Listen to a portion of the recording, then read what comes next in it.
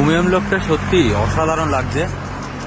এত রোদ হলেও আমাদের বেশ ঠান্ডা ঠান্ডাই লাগছে নাকি, একদম হাতগুলো কালিয়ে গিয়েছে।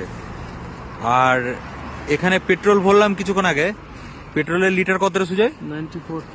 94 টাকা লিটার পেট্রোল। আমাদের এখানে যেখানে 105 টাকা, অর্থাৎ 11 টাকা কম। ভাবতে পারছো?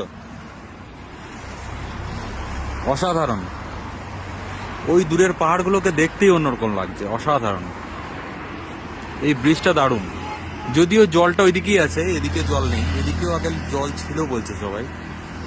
এখানে একটা ছোট পার্ক আছে, পার্কটা বন্ধ হয়ে গেছে। আমরা যেহেতু একদম বিকেল হয়ে গেল আমাদের আসতে, খানিকক্ষণ 5 মিনিট এখানে জুড়িয়ে নেবো, তারপর বেরিয়ে যাব শিলংয়ের উদ্দেশ্যে। কারণ ওখানে আমাদেরকে আবার আজকে হোটেলেই নিতে হবে, এত ঠান্ডাতে বাইরে থাকতে পারবো না।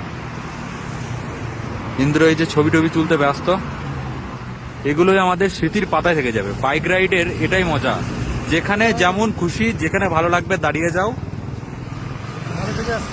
সিনগুলো দেখতে থাকো। বাইক রাইডের এটাই তো মজা, একদম, যে যেখানে ভালো লাগবে সেখানে দাঁড়িয়ে যাও। ফুল No restriction। অসাধারণ। জীবনকে এইভাবে জানি না, চেষ্টা করছি কতদিন উপভোগ করা যায় করে নিচ্ছি, কার আর কতদিন নাকি। এখন ইন্দ্রাই ছবি তুলছে, সুজয় পোজ দিচ্ছে। অসাধারণ। সবাই একবার মেঘালয় ঘুরে যাওয়ার চেষ্টা করবে, দারুণ মেঘালয়। মেঘালয় অসাধারণ লাগছে, এখনো অবধি তো দারুণ লাগলো। এরপর কালকে তো আরো ডবল টেকার রুট ব্রিজটা যাওয়ার ইচ্ছা আছে, একটা ক্লিনেস্ট ভিলেজ আছে এশিয়ার, ওটা যাব। লেকটা সত্যি দারুণ লাগছে। আর আমরা এমন টাইমে এসে পৌঁছেছি, ঠিক সূর্যটা অস্ত যাচ্ছে এই টাইমে, অসাধারণ লাগছে।